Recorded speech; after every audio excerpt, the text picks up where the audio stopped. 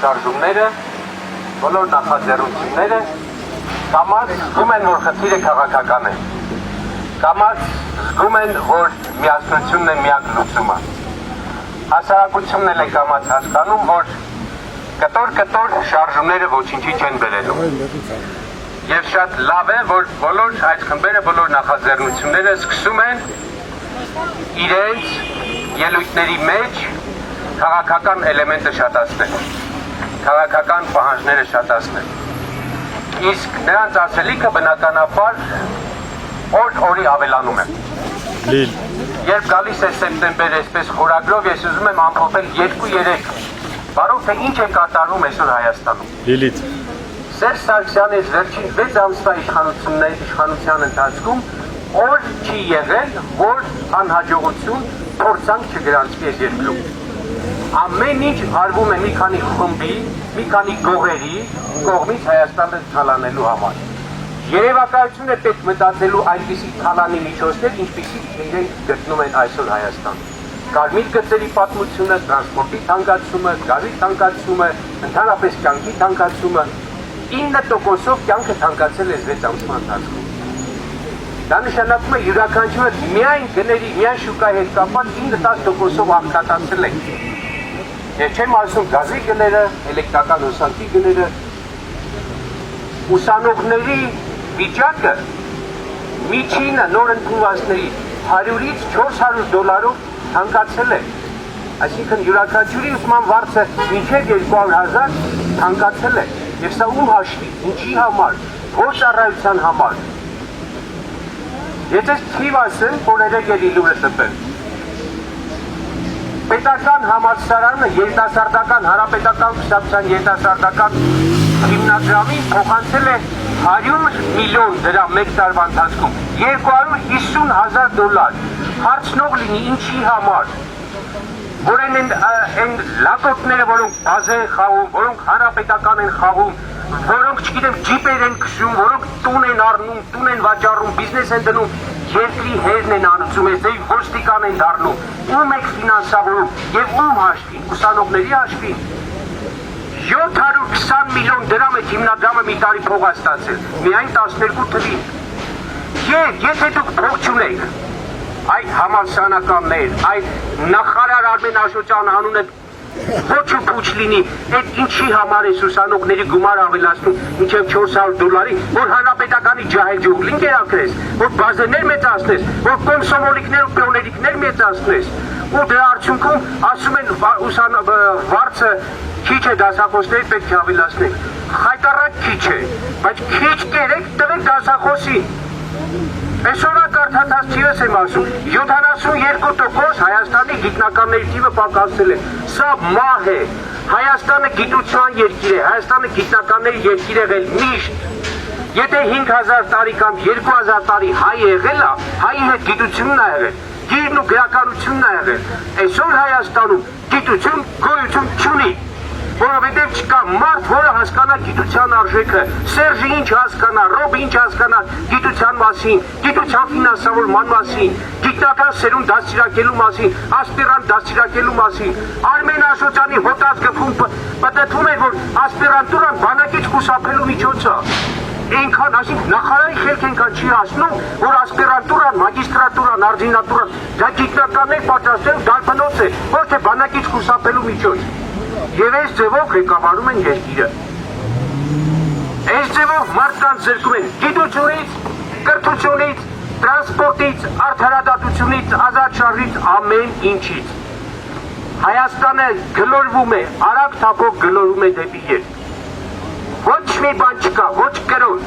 ոչ կրթություն, ոչ արդարադատություն, ոչ ազատ շարժ, ոչ ժողովրդավարություն, ոչ մի բան։ Ծեծ ու ջարդ միայն, ոստիկանները որպես մահակ օգտագործում են իվիրանների, ջահելների, կանանց աղջիկների նկատմամբ, լկտիության այսքան դոզա, չեր եղեք, գնալով ավելանում ասած դոզան, լկտիանում են, ցինիկանում են, որովհետև ցինիկա իրենց վերևինը,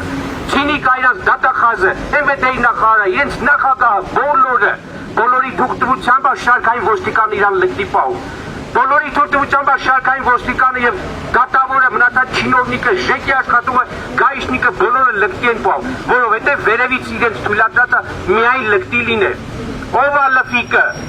Ով է լֆիկը, որ Երևանի կենտրոնական փողոցում մշակութային արձանը ավիրում։ Չկա հասարակություն, չկա իշխանություն, չկա արդարացություն, չկա Սերժ Սարգսյան ոչ ու ոչ, որ կանգնացնի այս ընթացքը։ Չկա, որովհետև այս մարդկանց նպատակը միակն է՝ հիասթափացնել մարդուն, կոտրել մարդու թևերը, թևաթափանել եւ ասել Հայաստանը լքի ու թող գնա։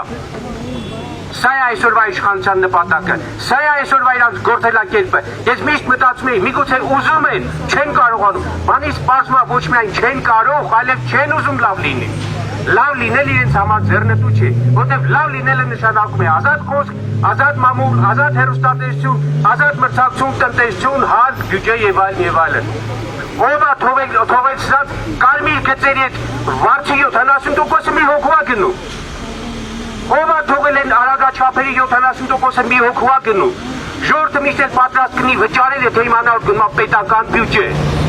Միշտ մարդը սովոր է լինում, պետական փողերի նկատմամբ հայգանքով վերաբերվել։ Եվ եթե մարդ իմանա, որ իր մուծած փողը, իր հաշվին վճարված տուգանքը դառնալու է դասագիր, բուժում, թոշակ կվճարի, ես ինչու պետք է ոգևած լինեմ վճարել անընդհատ տուգանքներ, հարյուրավոր միլիոնների տուգանքներ, որը գնում է ինչ-որ մեկի գրպանը, անորոշ, Սերժի շրջապատի 4-5 հոգու լափելու տաշտն է դա։ Եվ քանի է ձևի բան։ Սիրելի ժողովուրդ, այս ընթացքը նույնիսկ ավելին է, քան մենք պատկերացնում ենք։ Ես կարծում եմ սեպտեմբերը պետք է լինի հասարակական եւ քաղաքական ուժերի ակտիվացման շրջան։ Այսինքն դա ուզենք թե չուզենք այդպես է ստացվել։ Շատ լավ է, որ հասարակական խմբերը արդեն կոկորդներին է հասել։ Ազատամարտիկները այլևս չեն դիմանում։ Ուսանողները չեն դիմանալու, այս թոշակառուները չեն դիմանում, այս գների, գազի գների բոլորի արդյունքում բոլորս խեղճանալու ենք, բոլորս խեղճանալու են անգամ այս խեղճ հայվանները, որ պահմահակ են օգտագործում այդ երեխեքին ծեծելու համար։ Իրենք լալկվել են, չեն կարող, հասկանում եք, իրենց 80,000-ի պատճառով իրենք մարդ են ծեծում, որովհետև այդ հանկարծ չտեսեն 70-ներ, չեն ստանալի սովից սատկելու է։ Էսա, մեր պետական ապարատը էսա դարել, չինովնիկին սատկացնում են, խեղճացնում են իրենց տված մի կտոր 100,000 դրամի համար։ Եվ այդ 100,000 դրամներ քչքից են բերում, հացնա թանկանում, ձունա թանկանում, կաթնա թանկանում, ամեն ինչնա թանկանում, բոլորի քչից է դուրս գալու, մի օր պայթելու են, զանգել են մի օր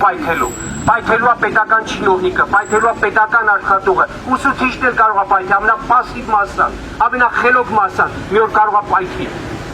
Եվ պայթելուց տեսեք ինչ գարշանք է տարածվելու, մի այլանդակություն է տարածվելու, որը երբեք մեզ ձեռնտու չէ։ 4 կողմը նայեք, պրոբլեմա, մեր երկրի 4 կողմը պրոբլեմա։ Եվ ամենամեծ պրոբլեմը, որ մեր իշխանությունները բերել են այս երկրի գլխին, դա անորոշությունն է արտաքին աշխարհի նկատմամբ, մեր արտաքին զարգացումների անորոշությունը բացարձակապես։